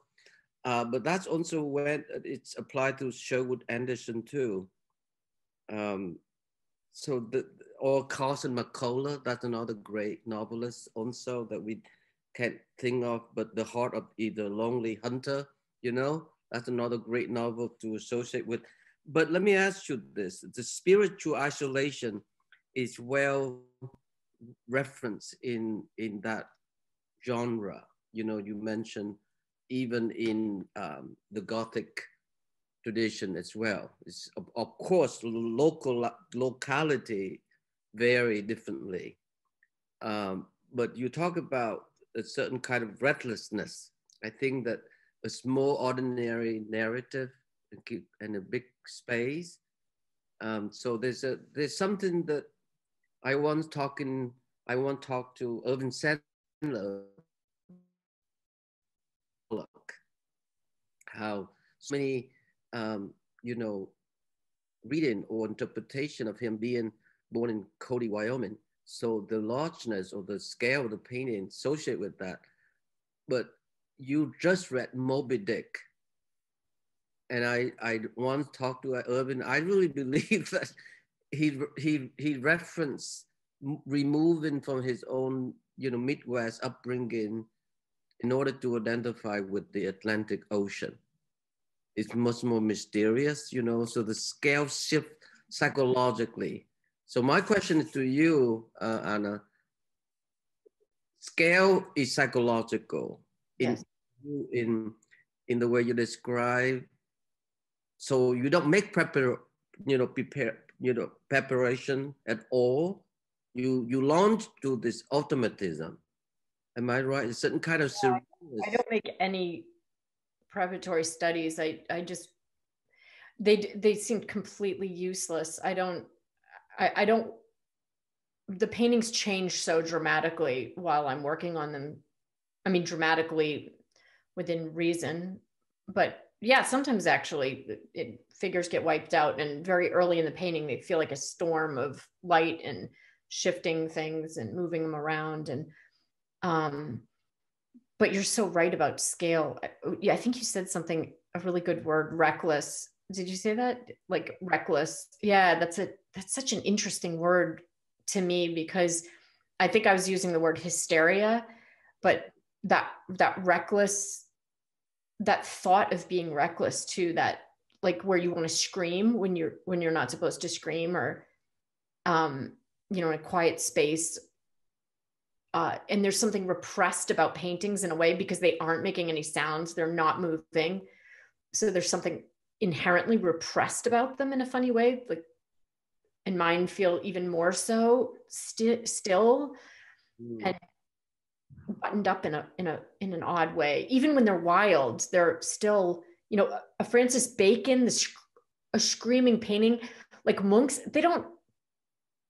they're absolutely quiet, and you're standing in front of them, and they're, you know, there's motion in the painting, and I understand that and how you can move around, but they're also, they're like bodies, they're frozen in this amazing way, which I think is powerful. But the reckless, my paintings don't look recklessly painted, you know, early on they're kind of wildly put together when I'm early in a painting, but by the end, I do think, I don't know exactly why it is that I take them to the end like that, where I lock them down, where they're thin and almost, that is actually a mystery to me. But I think about Willa Cather, how she endlessly tries to describe over and over that oppressive quality, or what the quality of the land does to its people, like even where it's like changing their skin and their hair and their bodies, and, you know, just that amount of air and that amount of exposure and that amount of wind and sun. And similarly, like you're saying, the Atlantic Ocean is, my sister married an oyster farmer, and so he's out on the flats every day, and they're no longer married, but they have a kid together who's a fisherman now, and works as a fisherman, and so I see that side, and they're really weirdly similar, the ocean and the open, you know, like the hurricanes or the tornadoes, you know, and that just that level of vulnerability is so different.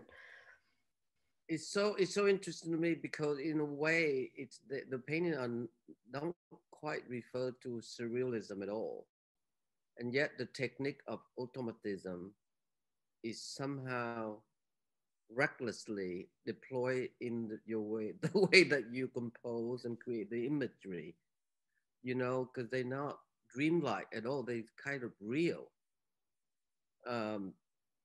Right, and that's embarrassing sometimes in the way that it feels kind of. I was listening to a documentary about Henry Rousseau, and I actually felt myself blush, because someone said about him, well, he truly didn't know better. He thought he was painting places that he'd been, because he had been there in his mind.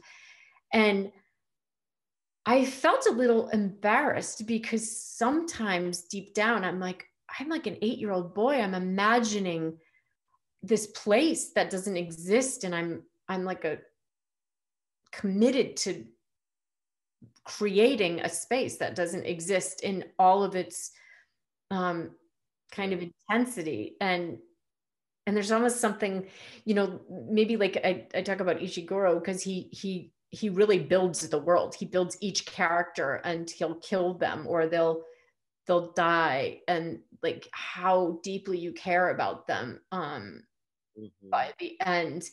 And maybe his most reckless book, which I love what you're saying, is this book Unconsoled, which is crazy. It's a crazy book, because it's so frustrating. You're stuck in this book, but you can't let it go either. And it's really like a dream.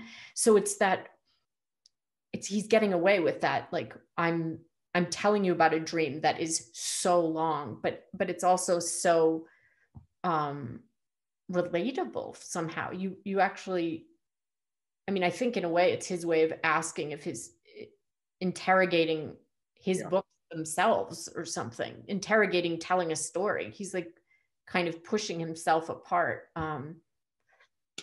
It's well, it's, I don't know, it's combination of spiritual isolation, but there's certain kind of athletic danger.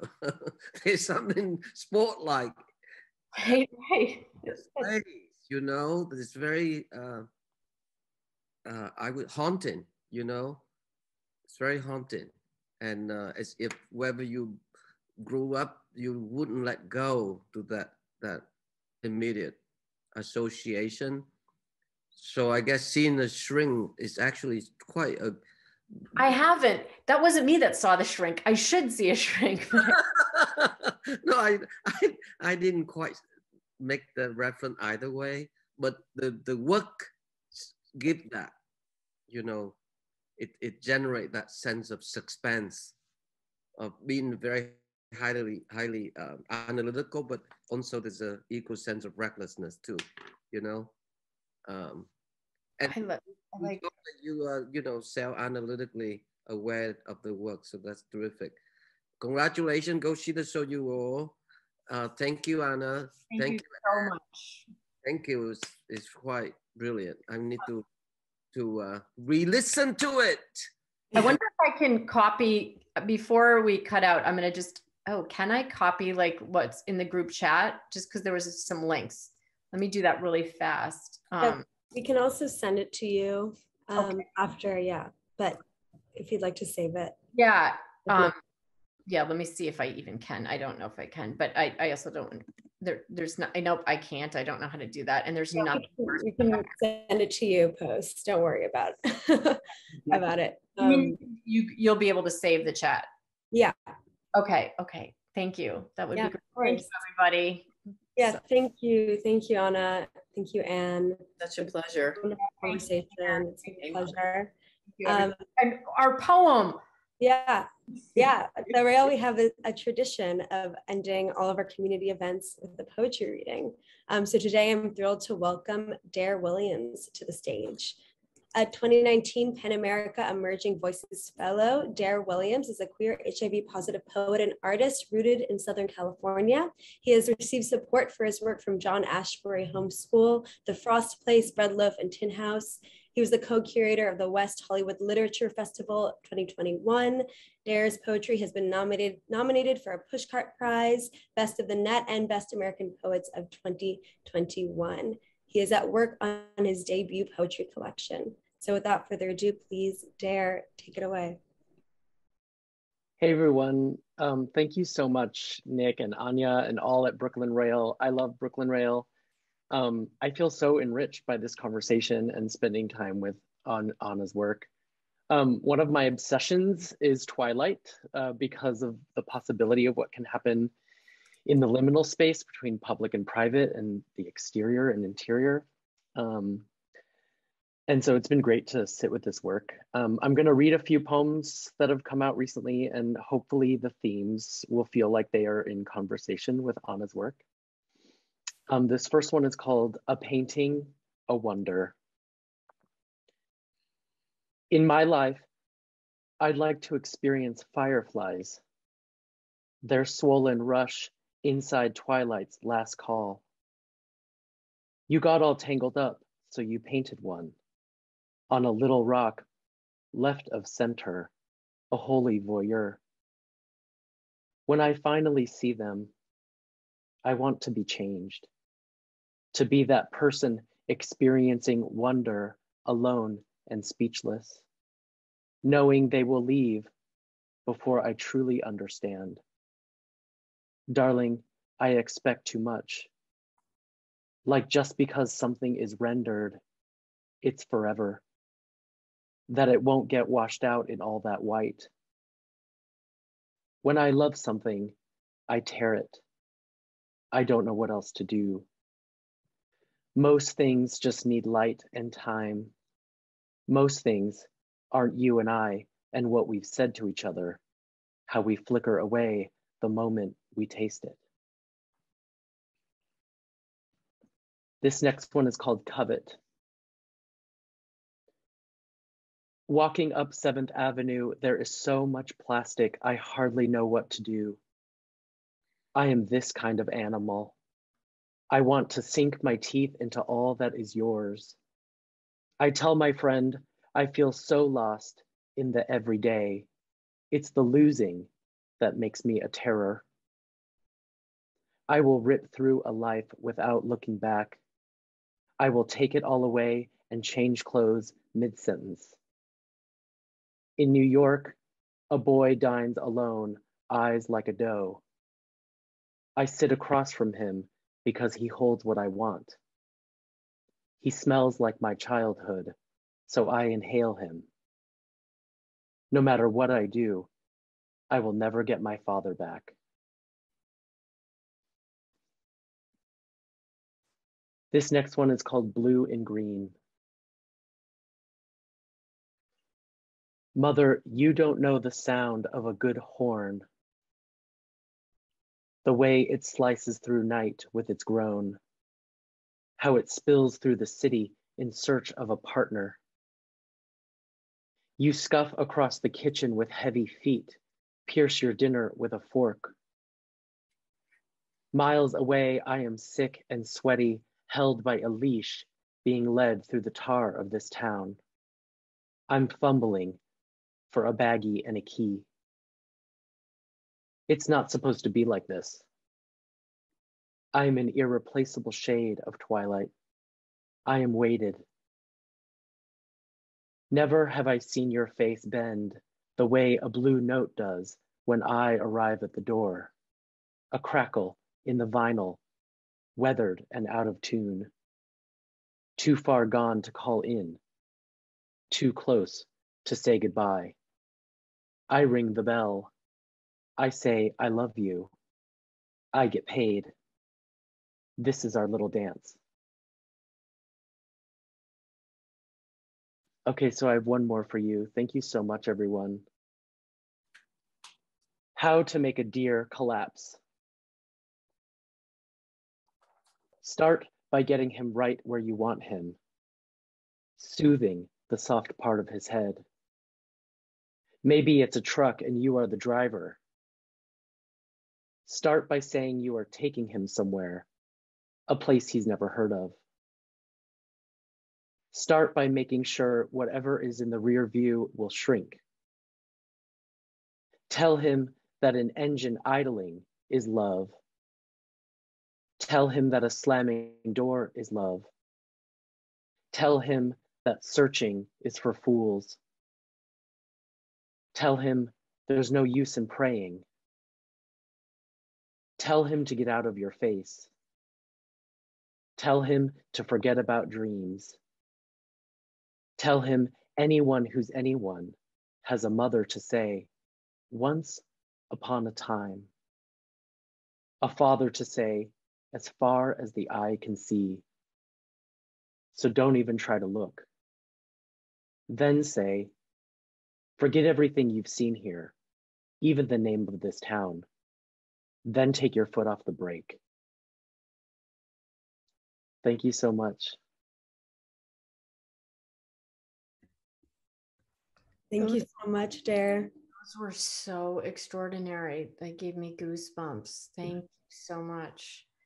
Wow. Thank you, Dare. Thank you, Anna. And thank you, Anne. We had this whole conversation. Many goosebumps arose along the way. So thank you. And we encourage everyone here to view the archive of these conversations on our YouTube channel. This will be uploaded shortly. And you can join us again tomorrow at 1 p.m. for a conversation between Keith Meyerson and Jason Rosenfeld on My American Dream, This Land is Your Land, which is on view at Karma through January 8th. We'll be concluding with a poetry reading by Caroline Crumpacker And you can now turn on your microphone to say thank you and goodbye. So thank you again, everyone. Thank you. Thank you. Thank you. Thank you, everyone. Thank you very much. Thank you. Thank you, Happy Anna. New Year. Thank you, everyone. Thank you. Happy New Year, Chuck. Yeah. Thank you, Anna. Hi, David. Hi, Tora. All so much. Happy New Year, Cal. Thank you. And thank you for beautiful reading. Congratulations, Anna. Beautiful reading. Thank you. Much, you guys. Happy New Year's and go see the show, please. See the show. Go see the show. Fabulous. Bye, everybody. Thank you. Thank Happy you. New Year. And Bye. Thank you, Anna. Thanks, Ann. Thanks, Nick. Thanks, Oh, Lefty. Hey, Lefty. Hi, David. Thank you, David. Bye. Thank you guys all so much. Thank you, Anna. This was great. Thank you, Fong and Nick and Anya. Thank you so much for this day. And Dare, thank you. Sorry, we went a little long. I feel bad. No, It was great. Wonderful. slowness, culture. We need it. Great show. It's a great show. Great show. Congratulations. Why don't we look at Thank you so much, everybody. I appreciate it so much. And if you can make a copy of the chat. Oh, yeah. Yeah, that would be Definitely. wonderful. We'll send it to you right after. Okay, thank you guys. Oh, I see a dog there too. Dogs. All right, I'm gonna go let my dogs out now. Bye, Thanks, Anna. Bye, everyone. Have a great lunch. Okay. Bye. Thank you. Wonderful Bye. afternoon. Bye. Ciao.